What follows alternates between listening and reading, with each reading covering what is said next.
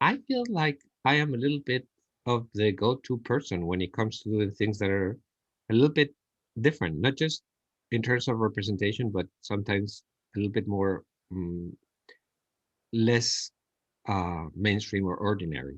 I mean, that's why Paul Pope asked for me to do Batman Year 100, and I'm Yeah. working with Paul right now. That's why Jeff Lemire asked for me to do Sweet Tooth, you know. So whenever there is something that is a little bit different, um, I tend to get called because I am not known for having a glossy mainstream coloring style.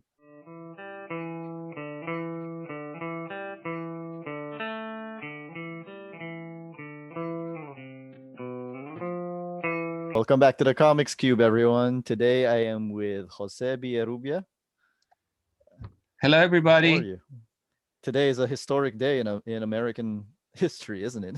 How are Absolutely how's it excited. going over there? You're not far from Washington. No, very close. Uh-huh. I was actually hoping to go to the inauguration, but obviously that was changed after what happened on the Of 6th. course. But yeah, I think there's a general sense of excitement. I think that we're turning a page and starting a new era, and everyone I know is very, very, very relieved and excited. So I think it's a good day for us, and it's going to be even more exciting in an hour and a half at 12 o'clock. Yes, for the benefit of those watching this, we are filming this right before the ceremony, the inauguration ceremony. Now I know you. I know you're primarily credited as a colorist, and colorists don't get enough credit in comics. What goes in the process for in coloring a comic? Well, basically, most everybody works digitally. So, and most everybody until now have been working in Photoshop, although, you know, with Procreate and other programs that are appearing, there's like some people who are starting to incorporate those programs. But basically, what we do is we get the color we get the artwork in black and white, and then we normally receive scanned pages and we colorize them in Photoshop. When we're done colorizing them, we send them to the editor and the artist and the writer, and they give us revisions. Then we make the revisions, and after they're approved, we upload them into a server, and they go to the printer. We do the pre-press ourselves as well. And how do you think the role of the colorist has evolved in terms of their place in the industry over the last 30 or so years? I think that the uh, colorists were not even credited until the 1970s. Mm-hmm. And in the beginning, the colorists didn't do the actual coloring. They did coloring guides that were interpreted by people who did the color separations. And it wasn't until personal computers became a common thing that the colorist had complete control over the color that went to the printer. And it was very hard in the beginning. When I got started about 25 years ago, there were a lot of problems in reproduction in terms of ink balance and colors and stuff like that. Um, we have a lot more control now. And I think that what's happened is that there were some groundbreaking artists who did coloring, like I'm thinking like Lynn Varley, who worked with Frank Mm-hmm. Miller, who did painted colors and used colors that were um, uh, she used techniques that were used mostly in Europe that actually started to make people notice what colorists did, as opposed to artists who did their own coloring, especially painted colors, which was a whole package, like Kevich or Kent Williams or Dave McKeon. Yeah.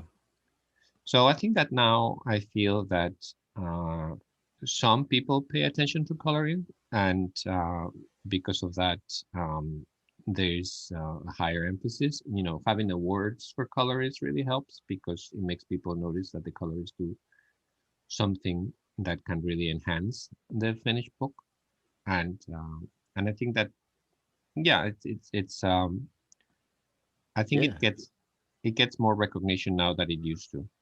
It's interesting because I think 30 years ago, I didn't really notice coloring. I mean, the colorist. I mean, I knew it was colored, um, but now I think you guys can make or break a book.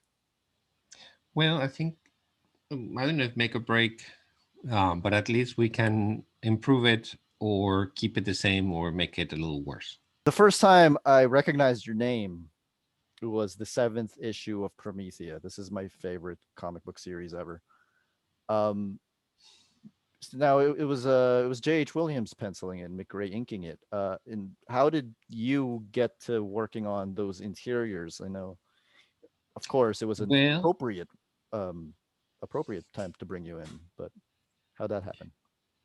that was an interesting thing. I was working on a couple projects with Alan Moore, but they were not comics. I Yes. did two illustrated books that he Mm, wrote. One is a poem called The Mirror of Love, love. and the other one was his first novel, which is called Voice of the Fire. And um, in the meantime, I was just getting started in comics, and I got started in comics doing two different kinds of jobs. I was doing painted colors for Jay Lee, for Image, and then my friend Stephen John Phillips, who's a wonderful fine art photographer, was um, doing a graphic novel for Vertigo under Karen Berger and Alicia Whitney, called Veils. And Stephen and I had taken a Photoshop class together, and he wanted me to help him work with him actually on Veils, and I ended up doing layouts for it. And he photographed all the models, and I did all the environments and the photo fusion in terms of combining uh, real life people with a lot of different sources. I gave a copy of that to Alan. He really liked it, and he told me that he wanted to work with me doing like fumetti. Hmm. Um, he said that actually he wanted to work with me on a book that he was planning on magic, the Big Bumper Book of Magic, but that was still years away. And in the meantime, he thought of this sequence for Promethea where the characters become real, and he wanted me at that point early in the story. Promethea was having guest artists. Chavez did Yeah, a sequence, and then JH just took on all the chores and did did all the all the rest. guest artist was JH himself. So so I said yes, of course, absolutely. And he actually said to me, "So we're going to do this sequence within the story. Uh, what would you want me to write?" And I said, "Just whatever you think is." Like I said, Alan, like do whatever you want, of course. And he said, "No, but it's really, tell me, is there anything that you would like to illustrate?" I said, "Well, since the series is called Promethea, and we have not done, you have not explained it yet, I would love to do a Prometheus, a classical Prometheus Mm, bound." yeah. So he wrote the Prometheus sequence for me to illustrate. And I had done a lot of mythological work before in fine art, both in painting and in photography. So that was really up my alley. And so he sent me the script in advance, which he normally doesn't do because normally he gives the complete plot dialogued and with a lot of detail. But since he knew that wasn't going to be the way that we could do this, he actually wrote, I needed more time than just to draw it. I needed to find models, I needed to make some props, etc.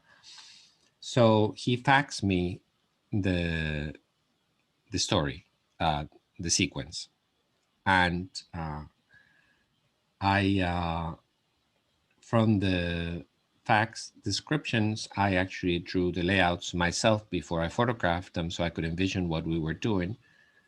Um, I actually there was a page that I wasn't thrilled, and Alan always says that you can change things if you want, but he likes the way he writes them, Yeah. obviously. There was one page where I was like, I wasn't really everything else was great, but one I was just like, this could be a little bit more exciting. So I asked Jay Lee to help me, and Jay actually did the layout for one of the pages, It's interesting. uh, like in 5 seconds, and it was amazing. You know which So page that was? yeah,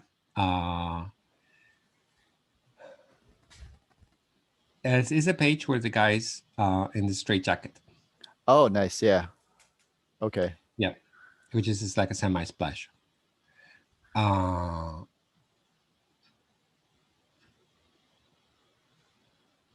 Dennis yeah, Drucker. Yeah. it's that page. Yeah. So I got the models together. They were all friends, and even like a student who was the driver for the school where I teach. She played Sophie. And I had a friend who made the Promethea costume and wig and so forth, and another friend who makes like art bondage stuff lent me a beautiful straight jacket. And a friend who worked in videos at that time did some 3D components like the snake and other Yeah. objects.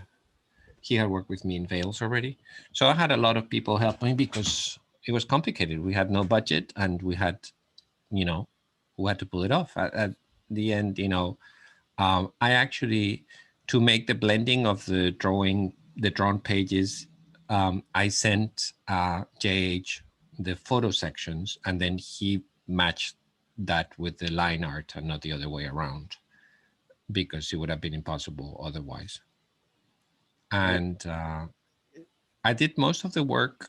I shot most of the work here in Baltimore, but I remember that I did all the compiling it and putting it together during Christmas while I was visiting my family in Spain. What? Uh, Yeah. And of course, you also worked on number 31. So that may as well actually be the last issue. That's actually where the story does end. How did you feel that the series and had progressed up to that point? Like, was it a personal thing for you as well? Because I know for everyone else who worked on this book, it was a very personal journey. yeah, well, I mean, it became something after the first dozen issues. It became something completely different. Like, I think that in the beginning it was sort of like Alan's take on the Wonder Woman mythos, um, and then after that it became an exploration of mysticism and incorporating a lot of different information filtered through Alan sensitivity, and the the ending wrapped it up with a whole crossover end of the world. And I actually also worked on Tom Strong, Yeah. because there was that crossover. And at that time, by that time, um, even though there were other quote unquote real sequences like the one I did, but Alan and JH opted to have them drawn and painted instead of having them photographed with people like I did. It would have been very complicated. So the regular colorist, which is Jeremy Cox, who was doing a wonderful job in the series and had a lot of challenges. I had colors on covers for special stuff. I had color like the tribute to Salvador Dali, which was supposed to look like a painting. Yeah. Um, and I did painted versions of all of the covers of the hardcovers as well. Um, he was, my understanding, I didn't talk to him, but he was not comfortable with working with painted colors or with gray tones and so forth, but I was. So, Okay. Jay's asked me, would you do it? I said yes. And then it was it was not hard to do for me. And it was a lot of fun. And I thought it was a great climactic ending. Um, so I did bits and pieces of Promethea. I did also that issue that had the watercolor painted, the one that it was all the panels connected into a single. Yeah. I did all the The bottom number parts. 12. Yeah, you did the Number Aleister 12. Crowley joke. Yep. Yeah. Like, Jeremy did all the top and I did all Uh-huh. the bottom by hand. That was fun. Incredible. That's an incredible book. That's incredible comic. I remember. Do Um, you do you like take it off the staples and glued it together? so I got it in a hardcover, but then I was looking at it and I thought, and then I was living in the States at the time, and I went to mycomicshop.com to see how much it cost, and I couldn't justify buying enough To destroy? to destroy it. But yeah, I wonder why. I have wanted to I have Yeah, wanted to do that with that, they and match also very the well. last issue. Yeah, Yeah, the poster. is the poster. Yeah. I gotta ask. This is something that I ask about all of Alan Moore's collaborators because I'll explain why after you answer. What's he like? I think that that's a question I've got asked the most in my life ever, Yeah. more than what's your name? Like, or where are you from? Which you get that in the States all the time. Oh, I I got got why how do you speak English so well in the States oh, of all the time? course. If you're definitely like Yeah. people say, remember they used to say it to Jay Lee all the time. You know, it's like, please. Um, um. So Alan,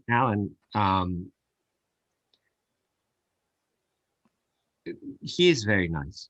I think that people have a misconception about Alan because he likes to cultivate that look that Yeah. looks a little bit sinister.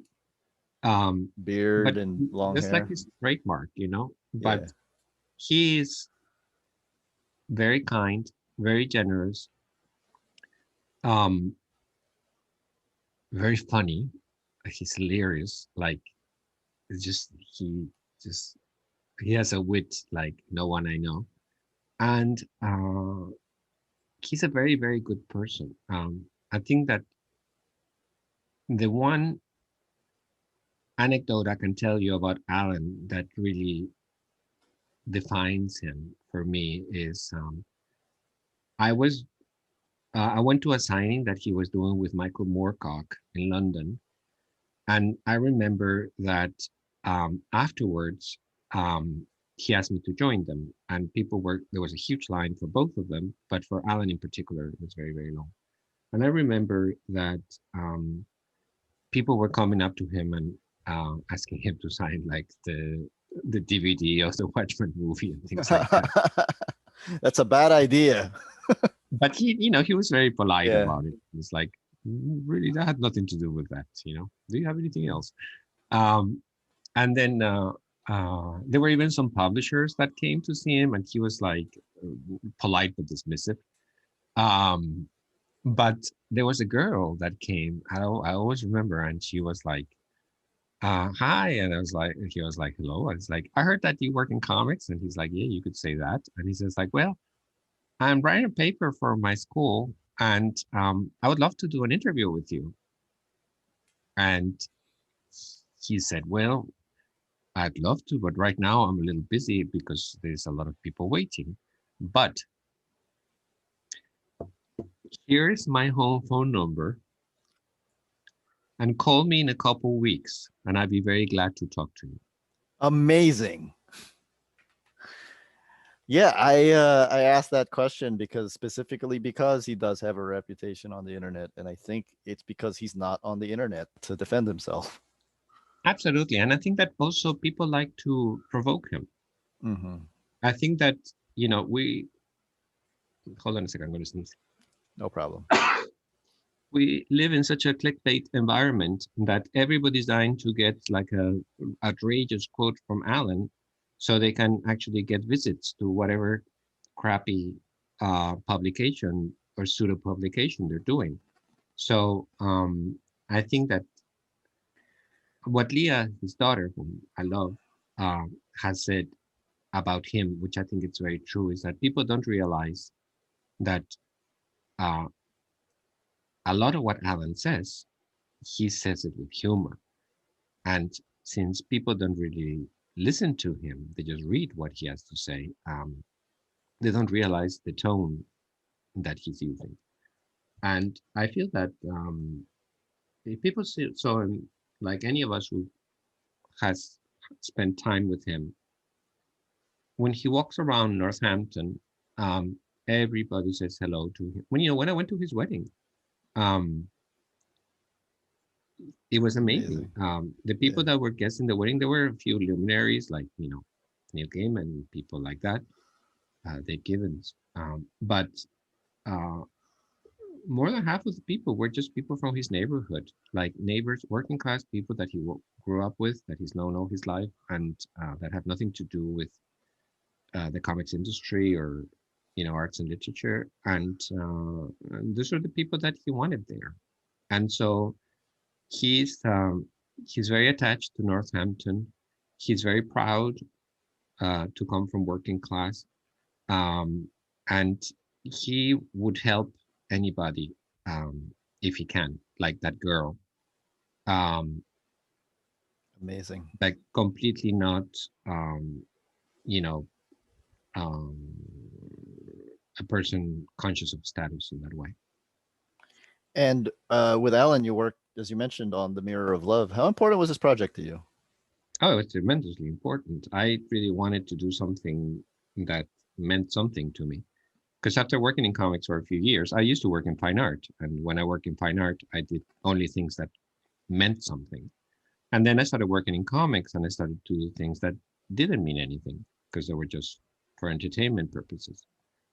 And at that point, the reason I met Alan wasn't to work with him in comics or anything. It was because the opportunity arose for me to be involved in a theater production, and I actually suggested using the text for Mirror of Love, which I had in a magazine, um, and that's how I knew it. I didn't know that it had been illustrated before. So when it came the time to do the Mirror of Love, I asked for permission from Alan whether I could do a theatrical adaptation.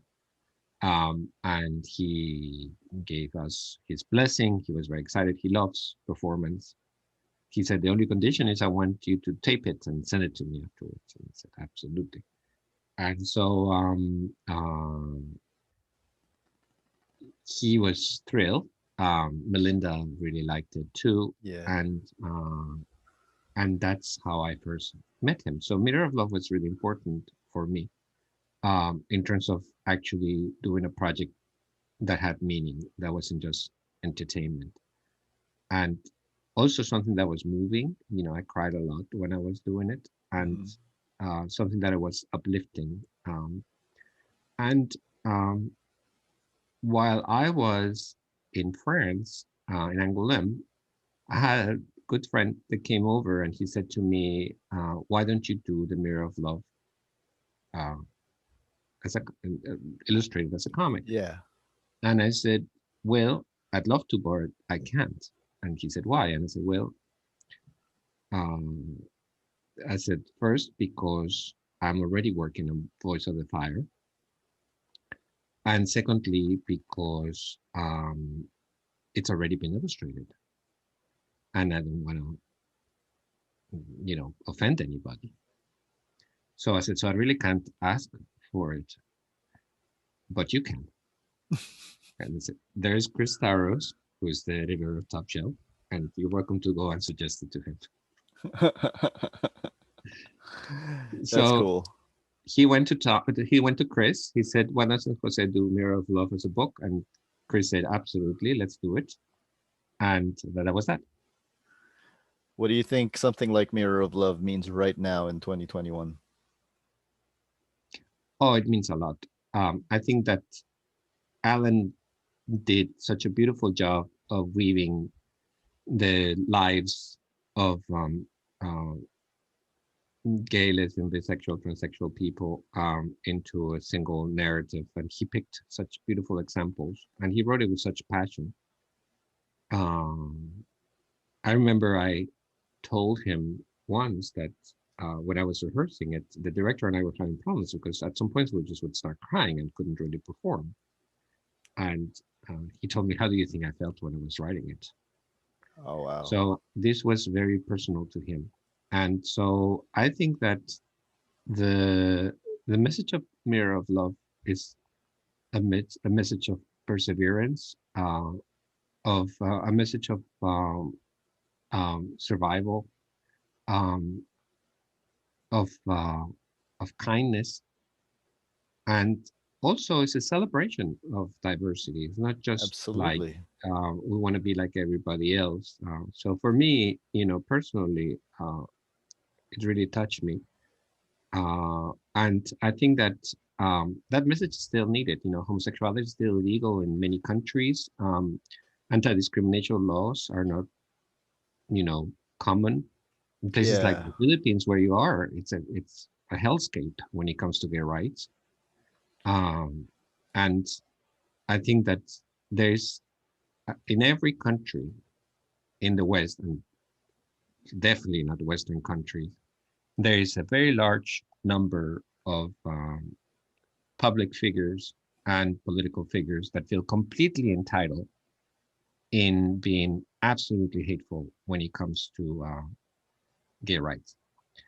And uh, as long as those people have a voice and they have a lot of followers, something like Mirror of Love um, Yeah. has a lot of value.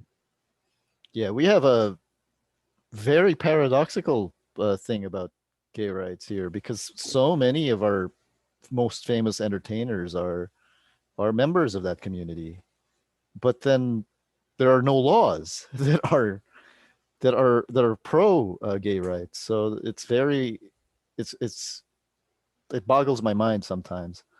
But anyway, in terms of the Mirror of Love as well as Voice of the Fire, which I actually have here, was in arm's distance of me right now. How did you pick? How did you go about the process of photographing, picking out what to photograph, especially with something like Voice of the Fire, because each chapter has many possible images that you can play off of.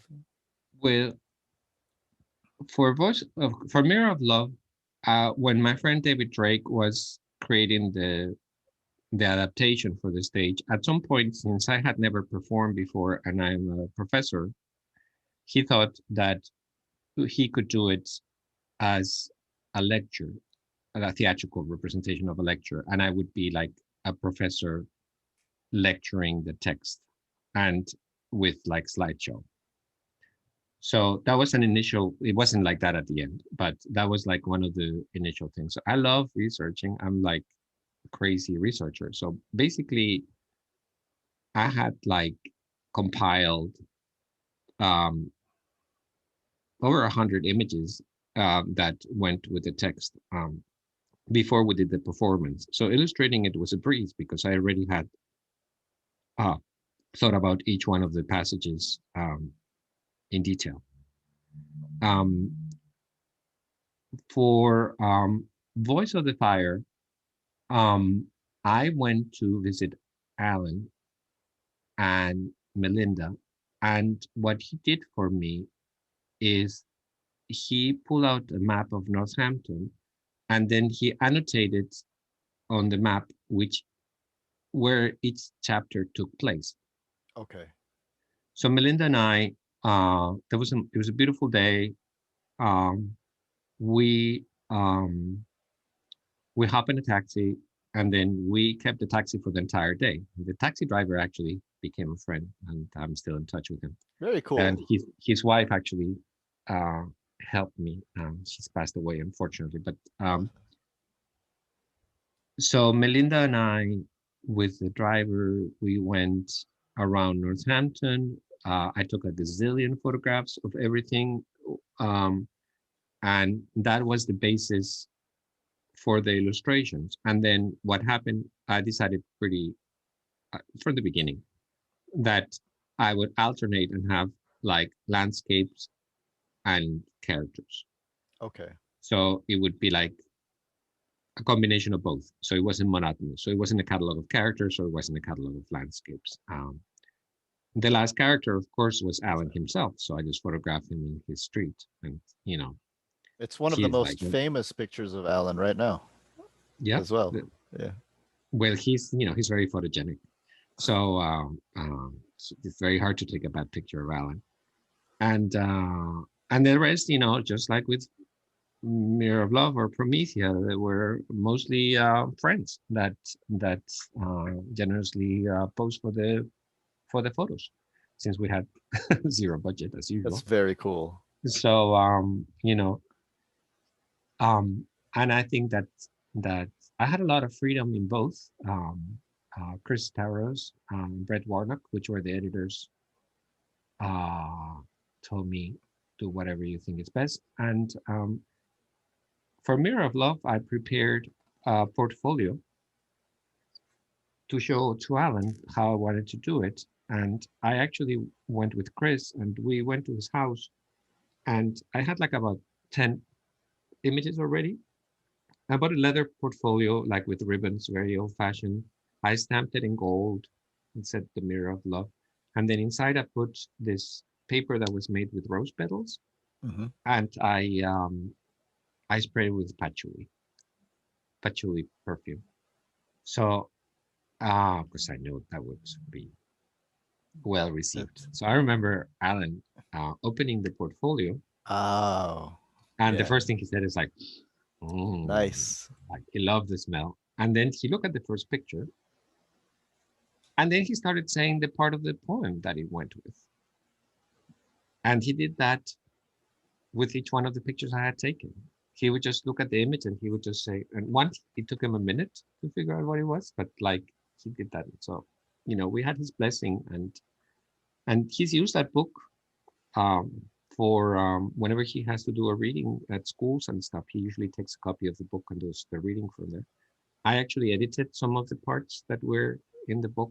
Some of the um, we changed some things, and that was very fun to do. And it was I'm very very proud of that, and I'm glad it was just it was translated to Spanish and French and Italian. And there's a new translation that just came out in Italy this past year, um, uh, from a major publisher, and it's a little bit bigger. And it's nice to see it back in print. And in Italy, they need it because the Catholic Church has such power there Of course. that Yeah. in Italy they really need something like the Mirror of Love. Yeah. You've worked on Mirror of Love, Unknown Soldier, number 13 to 14, which won a Glyph Award. Oh yeah, Um, that was great. America, Oh yeah, featuring America American Chavez, Chavez. which was nominated for a GLAAD Award. Yes. Deadman, Dark Mansion of Forbidden Love, also nominated for a GLAAD Award. What does it feel like to Yes. be nominated for so many awards that reward representation? I feel like I am a little bit of the go-to person when it comes to doing things that are a little bit different, not just in terms of representation, but sometimes a little bit more less mainstream or ordinary. I mean, that's why Paul Pope asked for me to do Batman Year 100, and I'm Yeah. working with Paul right now. That's why Jeff Lemire asked for me to do Sweet Tooth. So whenever there is something that is a little bit different, um, I tend to get called because I am not known for having a glossy mainstream coloring style. And so for Unknown Soldier, I was working, there was Sports Picture Shot with whom I did Infidel later. And Mhm. he asked me to do this. This was the first time they had an African artist working on American comics. And um, and of course the story took place in In Africa. Africa, yeah. And I talked to him. He told me some colors that don't happen in Africa and some that do. So he actually was very specific. And I met him later in France, and he lives in France, and it was just wonderful person. So that was a great honor, that being involved in that book was great. And having that award was terrific, like really terrific. It's very rare that two issues within a larger series get any kind of recognition, especially Yeah. that kind of recognition. So that was thrilling. Um, for America, that was right after Trump had been elected. And that was such a necessary book here because America, with that name, Yeah. it's brown uh, lesbian. Yes. And so she's a woman, she's Latinx, and she's a lesbian. So it's like everything that needed to be celebrated at that moment for America, as opposed to, you know, the kind of discourse that was coming out of the White House. So Joe Quiñones, who I had met socially, and he knew I was a big fan of his work. Um, he's the one who contacted me. He had seen the work I had been doing with Adam Hughes in Betty and Veronica, Yeah. and he knew that I could do like flat color, which is what he wanted. And so Joe contacted me. Pablo Rivera and his father were the inkers, and then Gaby Rivera was the first-time comics author. She's a young adult uh, writer, and so by coincidence, really, not only was the content of America um, relevant, but it was also done by a full Hispanic creative team, Oh, and which that wasn't on purpose. It just happened. it just That's happened. that's Yeah, awesome. because I got, you know, I always say this is something I was actually telling a coworker the other day. When you look for the best, you end up with diversity. Hmm. It's Of not like course, you look for diversity and then you make do with what you get. You look for the best and you end up with diversity. that's That's true. how I see it. So, you know, they didn't ask Joe Quinones to illustrate it because he's of Mexican descent. He was just the right person for the job. And he works with Pablo and his father, not because they're of Mexican origin, but because they were the best. And Gabi didn't get hired because she's a Latina. She got hired because she had an award-winning young adult novel that she had written. So, you know, I think that that's, and I got hired for working for Adam Hughes, which not exactly Latino. So yeah, that was coincidental, but it Yeah. really worked well. And you know, the story was terrific.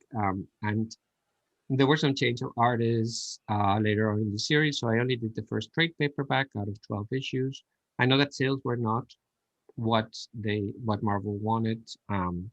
So it got a lot of critical acclaim, but the readers were a little bit slow to respond. And you know, for a Marvel title as opposed to like an Image title, you had to sell a ton of comics to keep it afloat. So you know, kudos to Marvel for doing America. I Um, I you know, feel like it's one of those titles that would sell better on a in a bookstore or mass market rather than the comic shop well, I just want directly. to tell you that she has been just cast to be in the Doctor Strange movie, and they hired this indigenous actress. I think she's Mexican. Did I miss that And announcement?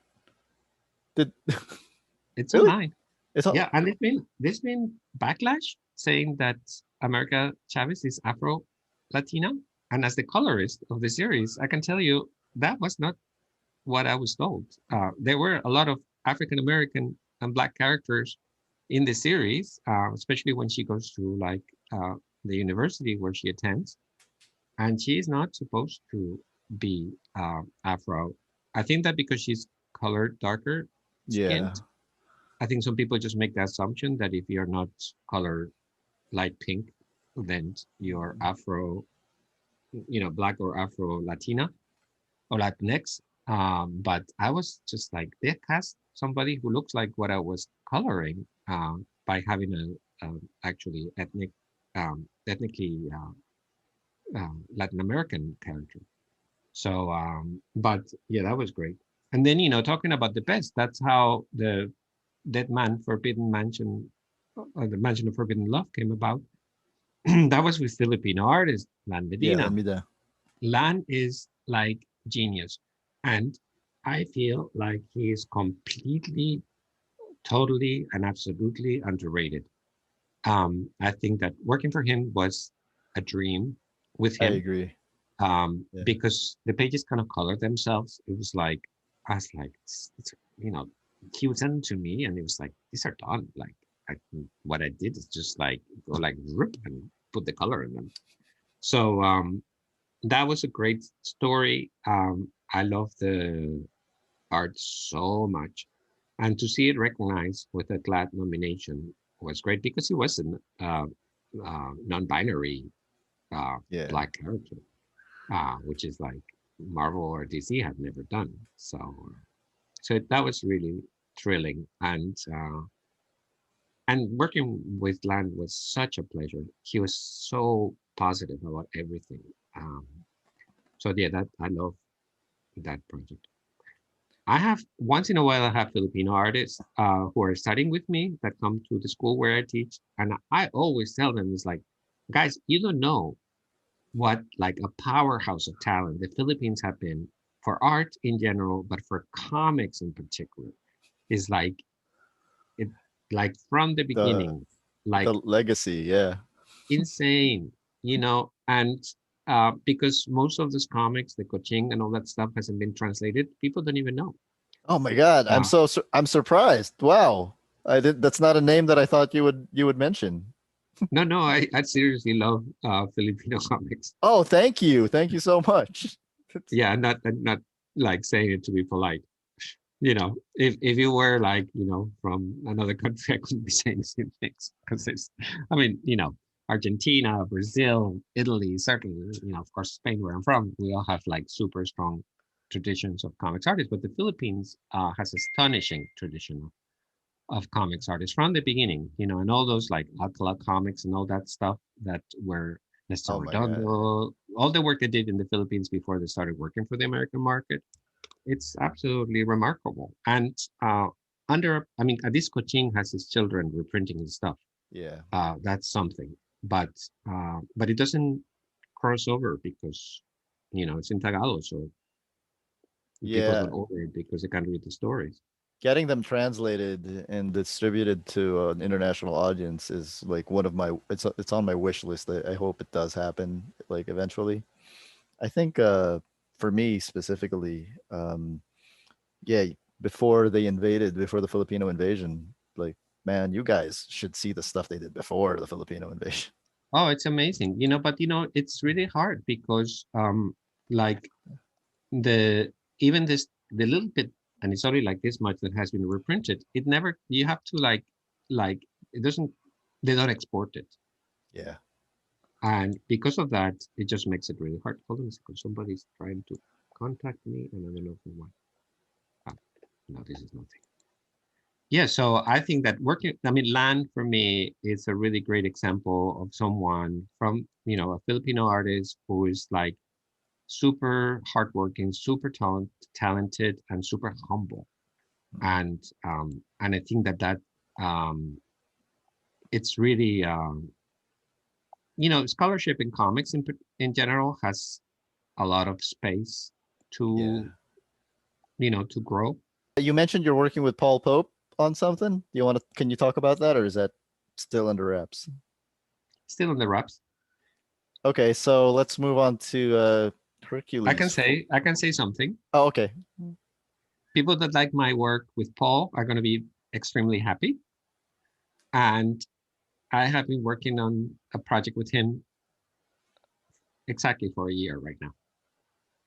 Yeah, maybe when that's announced, maybe we can do this again. Yeah, I'd be glad to. Because Paul Pope's amazing, Yeah, amazing he is. artist. Can you tell me about Hercules 1417? And isn't Oh my God. Das Pastoras awesome? Yeah. Do you like him? I love his work. Yeah. Yeah. That's Pastoras for me is like, so this is what happened. So I'm a, I'm a big art lover. Hmm. And when I discovered Das Pastoras' work, in the Dayside, the European edition of that, I went nuts. I went just nuts, like nuts. Like I just was like, this is like the most amazing thing I ever seen in my life. And I own a lot of the pages now. So what happened was that um, I researched him. I saw the humor work that he had done in the past and his illustration work and all that stuff. And I wanted to get in contact with him because I wanted to buy some stuff for him. So I actually coincidentally in Angoulême, I was getting my badge and I saw this guy who was Spanish talking to the people at the door, and he was talking about Das Pastoras. And I was like, oh, I'm a big fan. And he turned out to be his agent. So I took out his information and we became friends. And through the agent, I actually bought some pieces from Las Pastoras and eventually met him. And then what happened was that he um, wanted to change agents, and he asked me if I would do it. And I said, I've never been an agent, but I could help you out. So I started working for him as his agent. And I got him work for Marvel and for IDW and for Boom and for Panagraphics.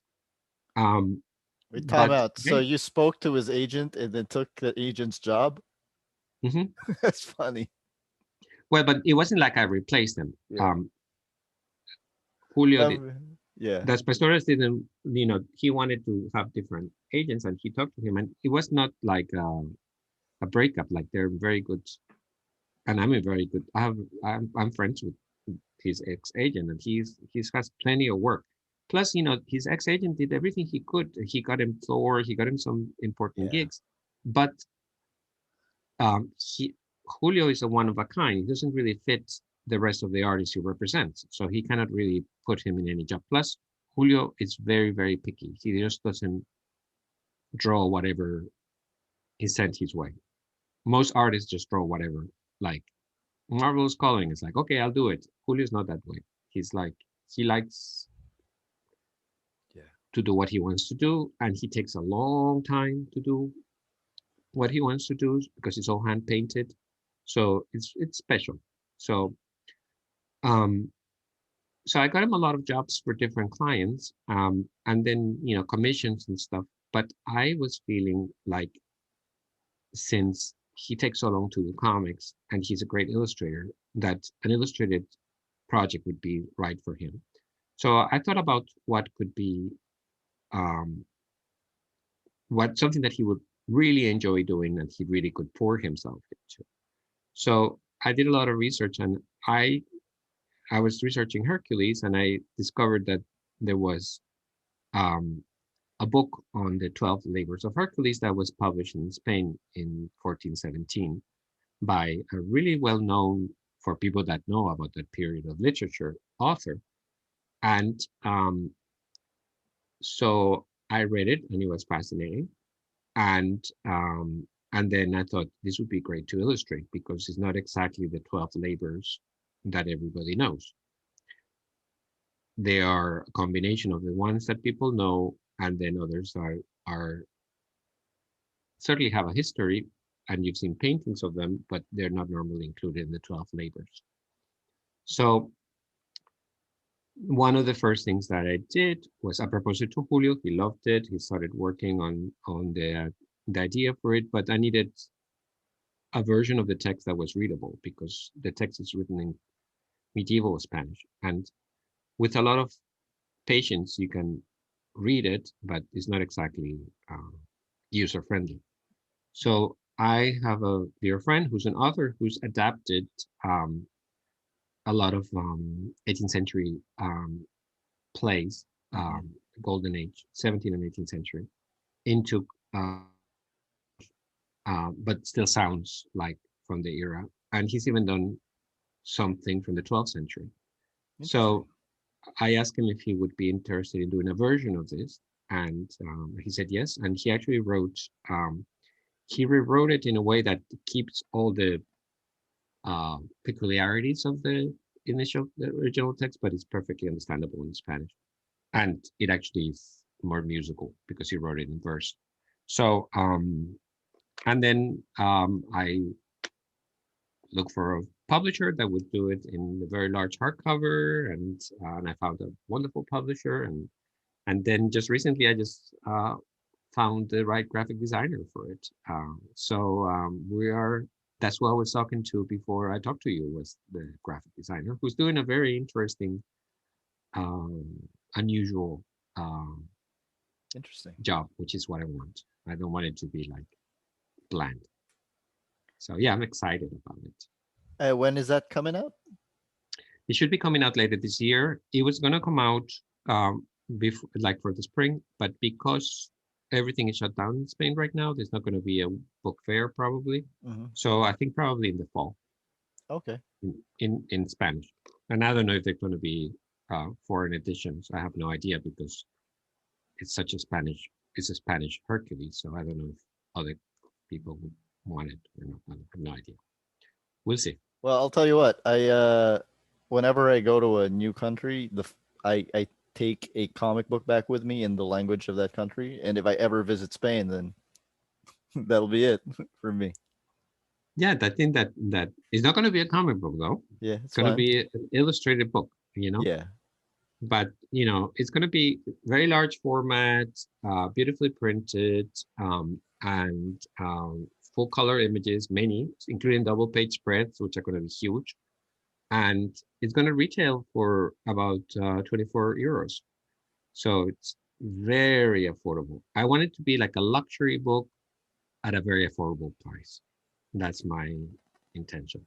that's awesome. I think also, even I know it's not a comic per se, but I mean, comics that I've seen that come from Europe, the production level is Oh, off the scale. It's art.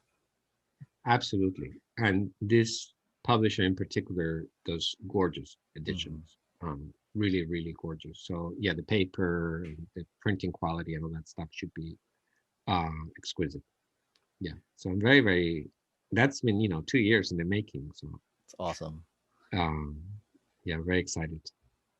Do you have anything else you want to say or plug to anyone watching the show?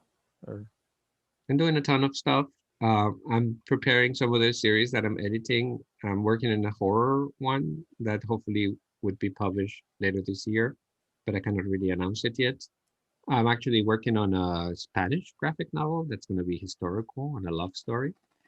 And I'm actually also working, I've been working for a year and a half on biographical American story that I'm very, very excited about, and I can't wait to announce it? to reveal. Yeah. I'm doing a lot of coloring. I'm coloring the other history of the DC universe, which I'm super excited. Oh Which yeah. was written by the writer of 12 Years a Slave, the Academy Award winning author, and it's great to show in terms of diversity, like showing the history of DC Comics from a different point of view, which makes perfect sense. And I'm working on Sweet Tooth: The Return, and the Yes. series. The filming of the TV series has been finished. They printed a shirt for the main character, for Gus, using the pattern that I use in the comic. Like they copied my coloring pattern for the shirt. They printed it specifically for that. And yeah, I'm doing a lot of work for covers, for Aftershock, and for I've done work for new published for AWA, and for Bad Idea. I'm working with as well. So keep busy, keeping busy. Oh, and Infidel is going to be a movie, so I'm really excited about that. Awesome. Okay. Well, it's an hour, and a very important ceremony should be happening very soon. So Very soon, we're going to I tune in. I want to say thank you, and perhaps we can do this again sometime. Absolutely, maybe when the Pulp Pope project is announced. Thank you very much. My pleasure.